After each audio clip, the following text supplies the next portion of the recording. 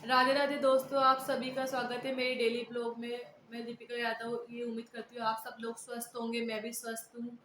तो सभी लोगों का ये कन्फ्यूजन चल रहा है कि शरद पूर्णिमा कब की है। तो जितना मैंने अपने बड़े बुजुर्ग से सुना है, मैं आपको बताना चाहूँगी कि इस बार शरद पूर्णिमा 2 दिन की बताई जा रही है, एक 16 और एक 17।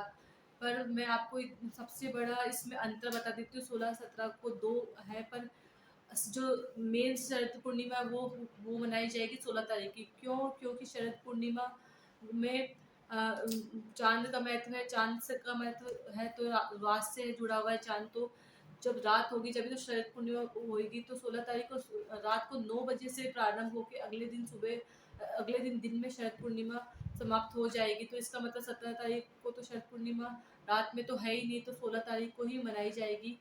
मैं आप सब लोगों से, चाहे वो किसी भी धर्म से जुड़ा हुआ इंसान हो, मैं सबसे ये रिक्वेस्ट करती हूँ कि शरद पूर्णिमा के दिन आप सभी लोग अपने घर में खीर अवश्य बनाएं। क्योंकि शरद पूर्णिमा साल की सबसे बड़ी बड़ी पूर्णिमा है, और इस पूर्णिमा के दिन चांद अपनी 16 कलाओं से परिपूर्ण होके धरती पे अपनी सारी की सारी कलाएं की रोशनी के रूप में गिराएगा, और वो सारी की सारी कलाएं एक औषधि के रूप में ही होगी। शरद पूर्णिमा का चांद एक औषधि होता है, औषधि से परिपूर्ण होता है। तो जिस जिस लोगों के अस्थमा, सबसे स्पेशली तो यही मैंने सुना है बचपन से कि जिस जिस लोगों के अस्थमा होता है वो लोग इस दिन खीर बना के चांद की रोशनी में पूरी रात रखेंगे, और सुबह 4 से 5 बजे के आसपास उस खीर को उठा के भगवान का भोग लगाने के बाद में खुद खाएंगे, तो उस लोगों का अस्थमा ठीक हो जाएगा। पर एक अस्थमा की बात नहीं है, अगर आप किसी भी बीमारी से परेशान है तो सभी लोगों से यही रिक्वेस्ट करती हूँ कि अपने घर में अवश्य खीर बनाए, चाहे वो किसी भी धर्म से जुड़ा हुआ हो।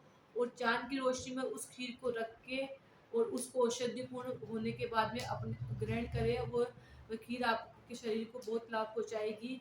और अगर उसमें चांदी का सिक्का डाल के रख दें उस खीर के बर्तन में, तो बहुत ही अमृत के समान हो जाएगी। पर एक बात का ध्यान रखें कि रात में सभी पशु पक्षी तो सो जाते हैं, पर एक बिल्ली है वो हमेशा घूमती रहती है। तो कहीं वो बिल्ली उस खीर को झूठा नहीं कर दे। तो आप एक काम करिएगा, किसी भी बर्तन के अंदर उसको रख के और अपनी बालकोनी पे या कहीं ऐसे स्थान पे टांग दे के वहाँ बिल्ली नहीं पहुँच पाए, और वो खीर पूरी रात चांद की रोशनी में रखी हुई रहे आराम से, और सुबह आप उसको ग्रहण कर सकें। तो मैं आपको यही बताना चाहूँगी कि प्लीज़ इस दिन अवश्य ही खीर बनाएं, कोई भी ना भूले।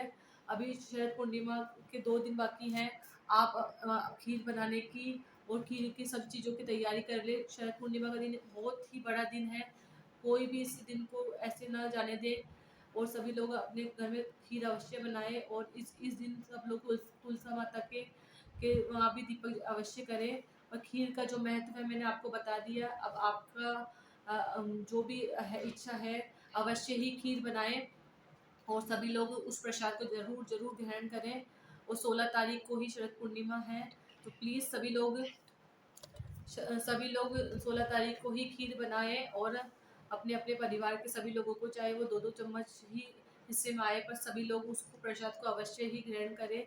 और जो भी प्रेग्नेंट लेडीज़ हैं वो अगर कुछ देर के लिए शरद पूर्णिमा की रात को चांद की के नीचे चांद की छाँव में आके कुछ देर के लिए बैठेगी, तो उसका बच्चा भी स्वस्थ होगा और वो भी अच्छा बच्चा होगा। तो जो जो प्रेग्नेंट लेडीज़ है वो भी ये काम करें। और जिन जिन इंसान के अगर दवाई नहीं लग रही है और काफ़ी सालों से वो बीमार है, तो वो अपनी दवाइयों को भी पूरी रात चांद की रोशनी में रख सकते हैं। उस दिन चांद एक अलग ही औषधि के रूप में उस दिन धरती पे आएगा।